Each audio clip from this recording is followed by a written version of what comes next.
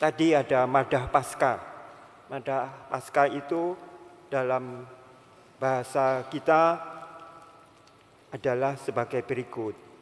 Hai umat Kristen, pujilah Kristus, Sang Kurban Paskah, anak domba menebus domba-domba. Kristus tanpa noda, damaikan pendosa dengan Bapa. Maut dan kehidupan dahsyat saling menyerang. Sang hidup yang mati bangkit jaya. Katakan Maria yang kau lihat di jalan. Lihat kubur Kristus yang hidup dan kemuliaan kebangkitan. Kesaksian malaikat, kain kafan. Kristus harapanku bangkit mendahului ke Galilea. Kita yakin Kristus sungguh bangkit dari kematian. Engkau Raja pemenang, kasihanilah kami.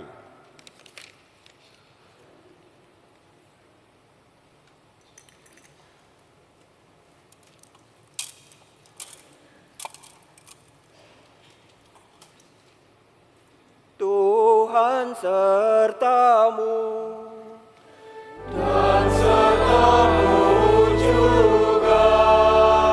Inilah Injil Yesus Kristus menurut Santo Yohanes.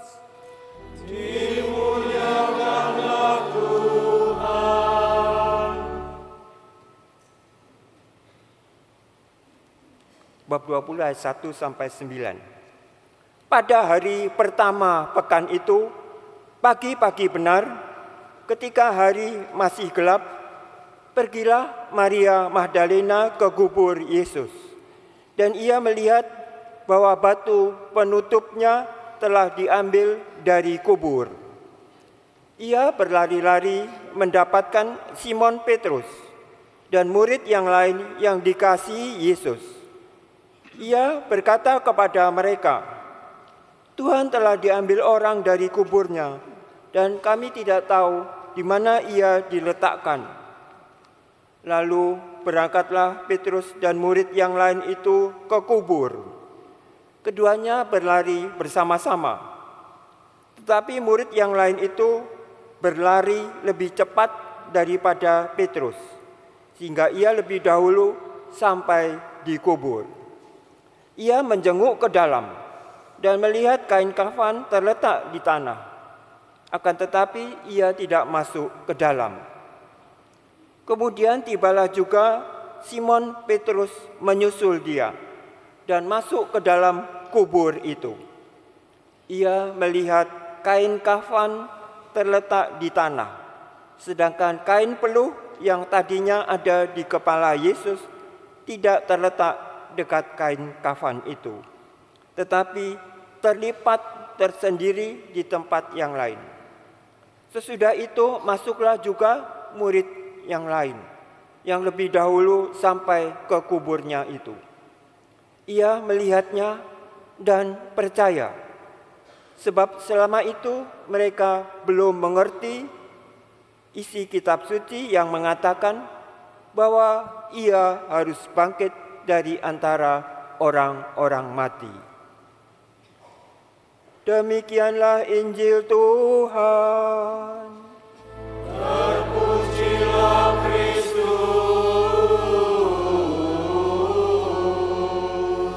Semoga oleh sabda Tuhan diteguhkanlah iman kita. Amin.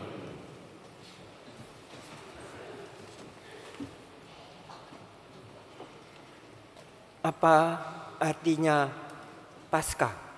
Kata Paskah itu artinya Tuhan melawati, Tuhan mengunjungi umatnya. Paskah, seperti dahulu kala orang Israel yang tertindas di Mesir itu dibebaskan, dan Musa menyiapkan mereka, dan ada aturan malam Paskah itu. Anak domba laki-laki umur 1 tahun harus disendirikan dan diambil pada tanggal 10, dan ketika tanggal 14 anak domba itu dibunuh dan dagingnya dimakan bersama-sama seluruh umat Israel itu. Dan darahnya diusapkan di ambang pintu rumah. Maka terbebaslah orang yang rumahnya, ambang pintu rumah itu ditandai dengan darah anak domba itu. Dan mereka bersiap-siap dengan tongkat, dengan pakaian yang dipersiapkan untuk pergi dari Mesir itu. Itu malam Paskah Israel. Dan dikatakan bahwa peristiwa yang dahsyat yang dialami itu ketika mereka dibebaskan dari tanah Mesir harus diperingati setiap tahun Paskah itu. Dan harus dikatakan kepada anak cucu cicitnya peristiwa yang dahsyat dalam perjalanan pembebasan mereka itu. Segala yang mereka alami harus diceritakan kepada anak cucu generasi berikutnya, supaya mereka pun tahu bahwa Allah itu telah berbuat untuk membebaskan umatnya. Peristiwa itu harus diceritakan turun-temurun.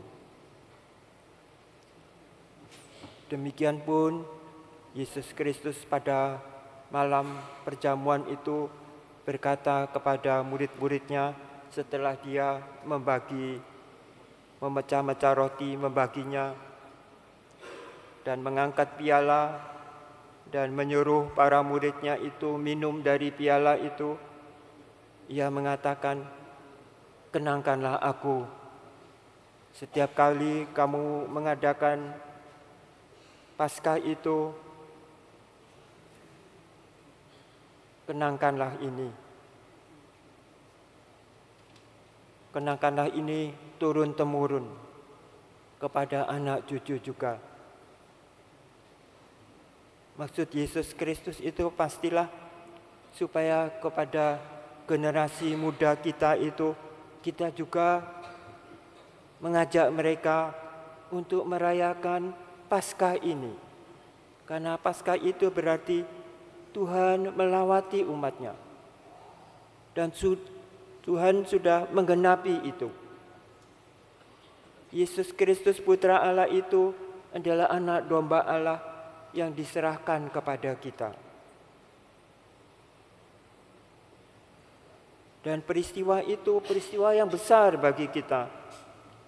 Karena siapapun yang berdosa tidak lagi mengalami kesempitan, kegelapan dosa itu, dibebaskannya. Malam Paskah itu adalah pembebasan kita. Karena Kristus sudah datang ke tengah-tengah kita, Dia melawati kita ini, seluruh umat manusia, dari awal sampai akhir, dari dahulu sampai sekarang. Sekarang pun juga kita ini mengalami peristiwa itu yang harus kita ceritakan kepada generasi muda, bahwa kita juga mengalami pembebasan itu. Apa tandanya pembebasan itu? Seperti dikatakan oleh Petrus kepada Kornelius itu, tiada lagi dosa kepada orang yang percaya. Tiada lagi dosa kepada orang yang percaya. Karena itu, pikirkanlah yang di atas, bukan lagi yang di dunia ini. Pikiran dunia ini menyebabkan kita itu berdosa, berulang-ulang berdosa, Tapi jangan khawatir. Mulai sekarang pikirkanlah yang di atas. Apa yang dikehendaki yang di atas itu bagi kita semua yang ada di sini? Kita menerima pembebasan itu. Kita percaya penebusan yang dilakukan Kristus Putra Allah itu yang datang ke dunia ini memberitahu kita kebenaran hidup. Kebenaran hidup. Kebenaran yang membawa hidup kepada kita. Sehingga kita dapat menemukan jalan pembebasan kita. Jalan yang kita harus tempuh itu. Seperti umat Israel dahulu 40 tahun. Karena mereka berulang-ulang membangkang, maka kita pun juga. Janganlah terus kita menolak Kristus yang datang ke tengah-tengah kita menjadi anak domba Allah, hamba Allah yang menderita, sengsara, disiksa, dianiaya, dan dibunuh. Namun ia bangkit. Ia menemui orang-orang yang dipilihnya. Dan kepada mereka ia berkata untuk meneruskan kepercayaan itu turun-temurun. Mengalami kebangkitan. Kita itu hendaklah tahu bahwa kesalahan dan dosa kita itu tidak dipikirkan Allah lagi.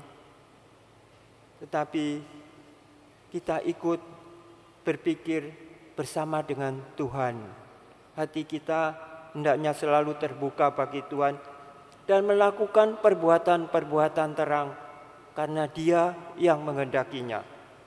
Supaya Ia yang menjamin kepada kita bahwa hidup kita ini adalah hidup yang kekal, kehidupan yang kekal. Bila kita percaya akan Dia yang menjadi anak domba Allah itu yang telah menebus dosa-dosa kita. Jangan pikirkan lagi dosa-dosamu. Tuhan sudah menebusnya. Jadilah pikiran sebagai anak-anak Allah yang berjaya mengatasi segala masalah di dunia ini. Segala yang menimpa kita. Apapun yang kita perbuat, kerjakanlah menurut dan atas nama Tuhan. Pemazmur itu berkata, Ia yang menjadi tangan kanan Tuhan. Tangan kanan Tuhan yang perkasa. Seluruh dunia ini berada di dalam tangannya. Dialah yang menentukan. Karena itu, marilah kita serahkan diri kita kepadanya. Maria Magdalena itu yang bertobat, yang mengurapi kaki Yesus karena percaya bahwa Dialah yang akan mati untuk kita, dikuburkan, memperingati hari penguburan Yesus dengan menumpahkan minyak yang mahal dan mencuci kaki Yesus dengan wangian itu. Mari kita juga percaya bahwa apa yang akan terjadi, yang dahulu terjadi, yang sedang terjadi, dan yang akan datang terjadi, kita itu menyerahkan seluruhnya. Percaya bahwa Sang Penebus itu sungguh-sungguh telah membebaskan kita dari segala aral dan halangan. Berbahagialah orang yang percaya, yang tidak takut menyerahkan nyawanya untuk aku, karena mereka akan memperoleh nyawanya. Jangan khawatir akan hidupmu. Apapun yang terjadi masa sekarang ini, jadilah anak-anak Allah yang baik, seturut kehendak Yesus Kristus Putra Allah itu. Karena itu berikanlah kepada generasi muda, anak cucumu, siapa saja yang kamu jumpai, tunjukkan akan kesaksianmu. Ia memerlukan kita untuk menjadi saksi kebangkitannya. Saksi bahwa ia hidup. Karena ia telah mengalahkan kematian dan hidupnya menyertai kita selama-lamanya. Percayalah akan hal itu, maka engkau akan mendapatkan tempat di Firdaus. Amin.